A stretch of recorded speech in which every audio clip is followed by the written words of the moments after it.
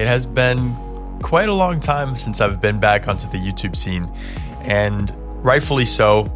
I decided that I needed a little bit of time to focus on work outside of YouTube and to get better at crafting my skill. So with that being said, things will be a little bit different now that I'm here with a new purpose. The reason why is because I want to start diving into some different topics that I have not previously covered on this channel, such as self-improvement, finances, marketing, video tips, lighting tips, branding tips, and even freelancer tips. But before we get into any of that, it's really important that you get everything situated in your mind properly first. And over these last couple of years, I found the best way to get your mind right is to plan out as much as possible. Now listen, don't get me wrong. I am not for a monotonous, day-by-day, boring lifestyle. That's why I quit the traditional route of a 9-to-5. And I'm not knocking a 9-to-5. If that's what you like to do and you're comfortable with it, then more power to you. But for me personally, that was not the path.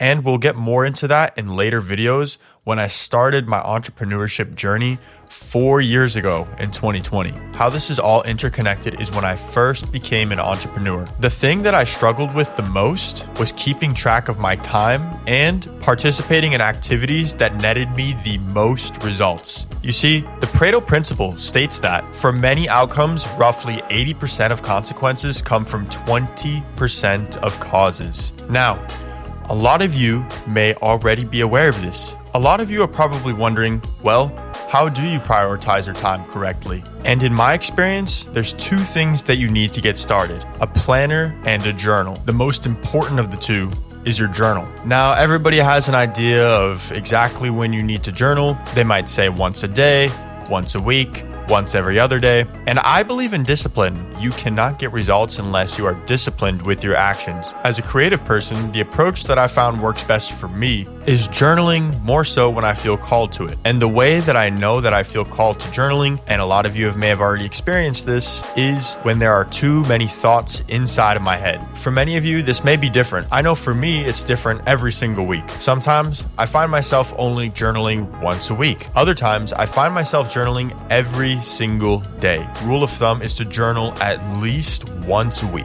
A lot of people struggle when it comes to journaling. They don't know how to start it. I would say that you don't need to focus on that too much. Just get in there and start talking to yourself, because the goal is that you are trying to build a relationship with yourself. I know that may sound odd to some people, but the truth is that most people are their own worst critic. So the more that you do this, the more that you'll build a better relationship with yourself. And when you need advice, you'll come to yourself. In your journal entry, you can pretty much talk about anything that's on your mind. And the more you do this, the more you'll find clarity within yourself. Although for this video, we're going to talk about how to use this strategy to master your productivity as a creative person. So for this journal entry, you want to be writing about all of the things that you should be doing and all the things that you want to do, aka the tasks that essentially pay your bills and the task that will get you further ahead in what you actually want to build. I typically term these as my action steps or my non-negotiables, but you can term them however you feel fits best.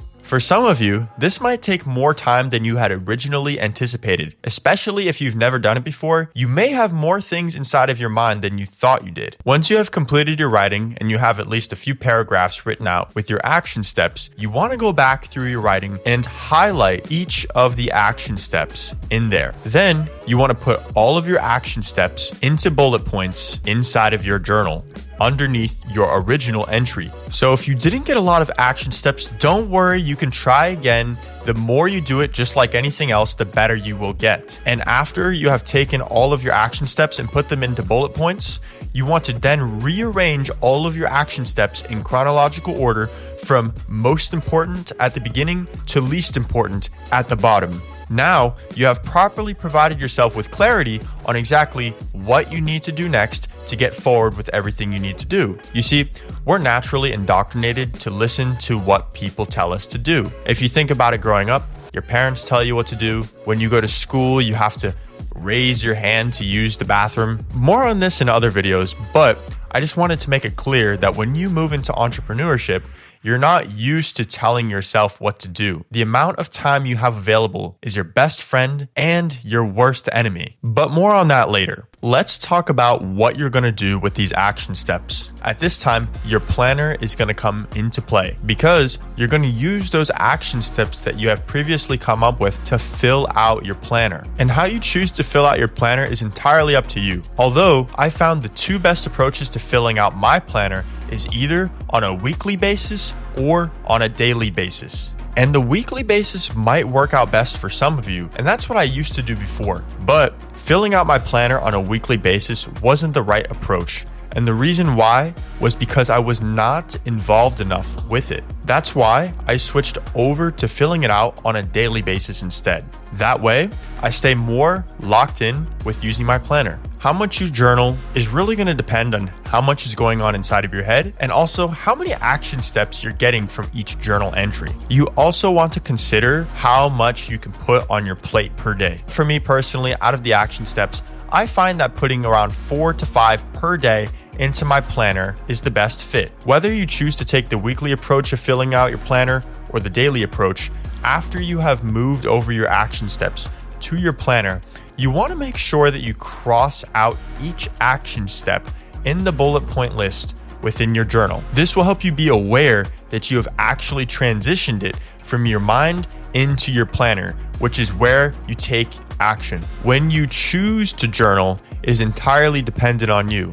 How often you do is as well. When you are actually adding those action steps into your planner from your journal, I would strongly suggest doing so at night right before you go to bed. So each night, you refer to your journal where you had already put your action steps in order within that bullet point list, and you move them over into your planner from most important to least important. And like I said, I do it on a daily basis instead of filling out my planner on a weekly basis. So each night before I go to bed, I take about 4 or 5 of the most important action steps and put them in for the next day. The reason why is because your mind honestly works in very strange ways overnight. And you'll find if you put your action steps into your planner the night before, you will be much more focused on them the next day because your mind did a lot of the work for you overnight. This is why I believe it's best to plan right before you go to bed. One of the last tips I would like to give as well is in regard to calendars. I'm not really big on calendars. I don't use them very much, but if you're going to use a calendar, I would suggest only placing miscellaneous events